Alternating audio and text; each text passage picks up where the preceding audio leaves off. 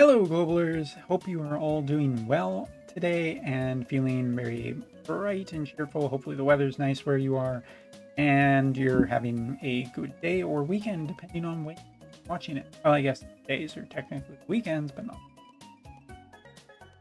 No, wait. Strike that. Reverse it. Anyway, today we are going to be taking an overview of the Trials of Mana event that will be starting right away on Global, and I'm going to be giving my impressions about how these characters have fared on JP and whether or not they are worth your hard resources, of course. Before we get into all the negativity, as people say, just, because you can't be critical without being negative. If you like these characters, by all means, have fun. The game is fairly sunsetting, which means, just try and get a character you enjoy and play the game for fun. At this point, I would like to stress that more now than ever, I think that there is no point in trying to be competitive in this game, provided that you haven't already been trying to be competitive. What I specifically mean by that is like the difference on JP between a high-level team and even a mid-level team in Guild, for example, is staggering. And this is an anecdote that I'm telling to prove my point.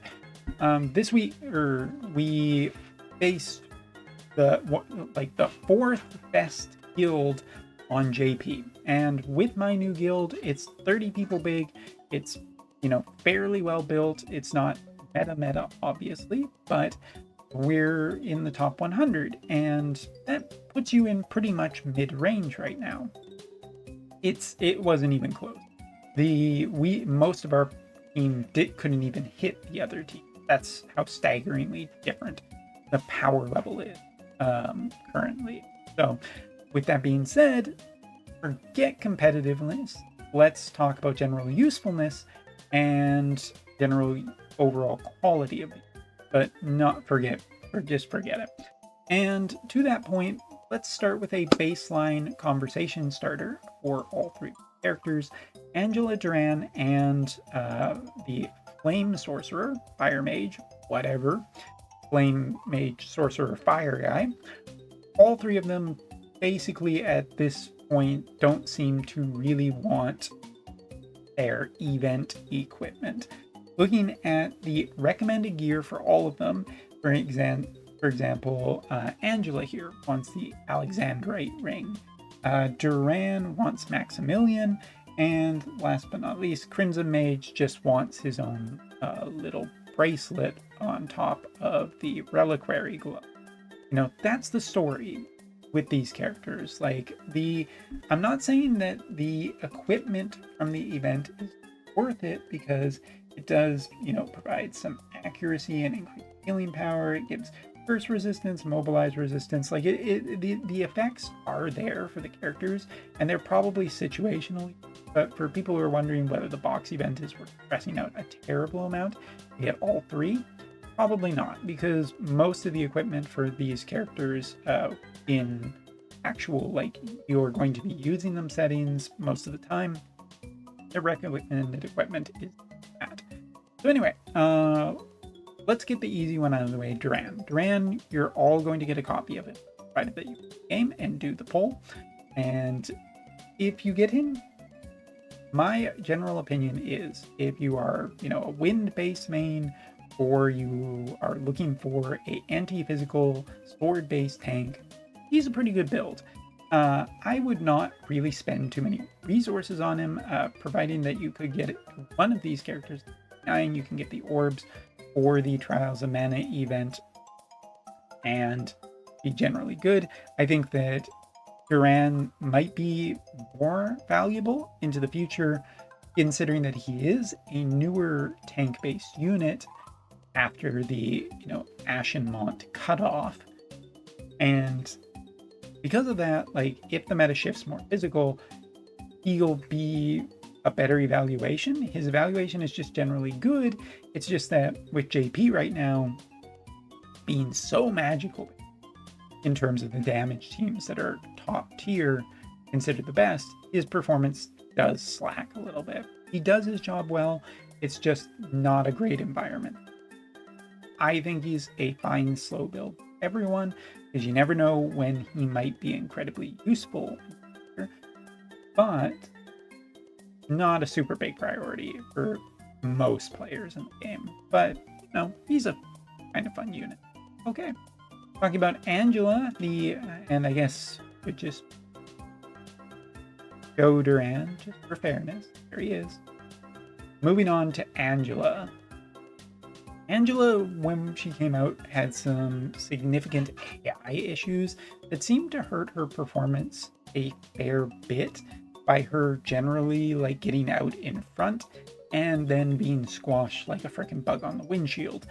And yeah, that really hasn't changed too terribly much. She has been partnered with Light and Dark team exclusively. I don't think that she is generally a strong enough or durable enough mage to really be thrown in. She can kind of be cheesed for her strongness by just throwing her other mages in the game. Good enough, you know, like, oh, I put Shrek in an Exio with her. It's an all magic based party. Yeah, you know, I win kind of thing. But her heavy lifting is not as good as the other characters in that party's hit.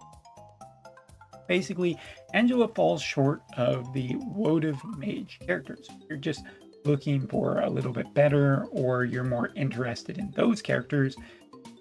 Those characters are the ones that I would recommend getting over Angela. Angela, I would say, like, if you're trying to target improving your lineup, probably more for just Light and Dark, who already have characters like Cypher or Cloud and are looking to vary up your damage types. Other than that, I don't really think that she was a big standout for this event.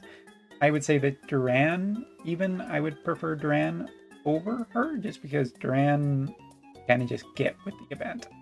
That's where that ends up. And then we talk about the Flame Sorcerer, which, I have a ticket? Where the hell did that go?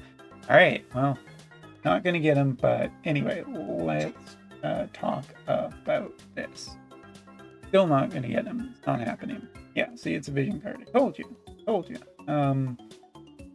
Let me just pull up something for the future, but talking about Flame Sorcerer. Flame Sorcerer is the standout character from this.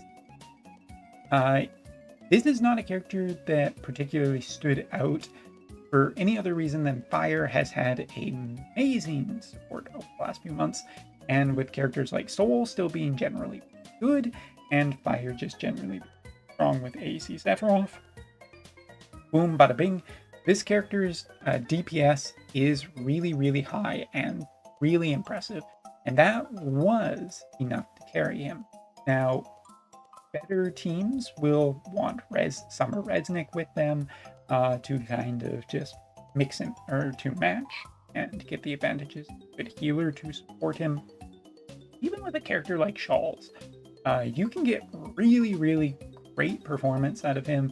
He's pretty fun for people who love high DPS characters, and his survivability is actually surprisingly good with equipment, because honestly, I don't think that coming into this was a particular character that I thought would really be that good, but yeah, he kind of just is. So out of the Trial of Mana characters, and in terms of my ranking of, you know, overall the best character, it's Flame Source, with Duran second and Angela kind of bringing up the rear from my experience and my overall impression, just for cost to quality ratio. But of course, like any of the characters, by all means, have some fun. Taking a look at vision cards, however, are any of the vision cards going to be any kind of meta? And to that, taking a look at the evaluation of all of these cards, It's a little bit tough to say. You look at some vision cards, like from the Full Metal Alchemist, which didn't seem very strong at first, but got better as with characters. Vision cards are, right now, a better investment on average than characters, because characters, we're probably going to see a giant power jump at the 5th anniversary, which is less than 2 months away now. Characters that are coming out right now are probably going to be, if there is that kind of big power jump where we see like going up to 160, the characters that are out right now, that are coming out right now, are not going to get that upgrade until last. It will be the oldest characters first, which means that, but vision cards, since vision cards got the holo upgrade last year, they're very unlikely to get any kind of new upgrade this year, which means vision cards are going to be a generally better investment than investing too heavily in characters that are. So taking a look at the Secret of Mana Trials VC, the older two ones that came out with Angela as well as Duran, I honestly don't think they are that synergistic or that highly rated. They are generally well rated by JP websites, as their effects are generally good overall. For instance, like just increasing attack by 60. That's generally, something that will be pretty good. Chain resistance, maybe not so much. Defense, curse resistance, that seems to be a thing. This one, however, I think is the one VC that probably is underestimated right now because of general teams, but I think will be one of the ones that might have the highest chance of shining down the road. If there's any kind of glove-based characters, this one's pretty nice for a holo vision.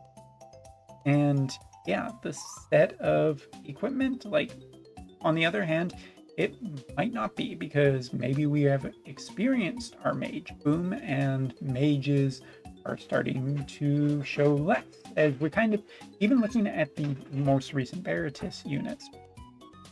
Lightning and light are kind of ranged magic, which kind of is almost bridging two damage types together, which could mean that ranged is going to be the next really great characters. Maybe the next JP character we get is the one from Glassy's story, who we know is an art character, and that brings us into the ranged meta. I don't know. It's a vision card like this, though, that I feel might be the most valuable of any of them. Thinking back even to FF6, it was like Fire Magic. That one has kind of seen some more value recently with Fire being so good. But yeah, it's one of those things of like, I guess if you can get it cheap, any of these vision cards, they're pretty good investments. Other than that, so yeah, the Trials of Mana event, it's a fun little event. It has its own story. It has some extra little equipment that you can get, things to do. But for the most part, it's the overall general value of these characters seems to be fairly, if not decently lower. I was going to say consider. That's maybe a little. I would say that they are definitively weaker than a lot of the best characters. Right. Let that be your guide to how much resources you spend, if any. Thank you so much for watching. Take care. Have a great one.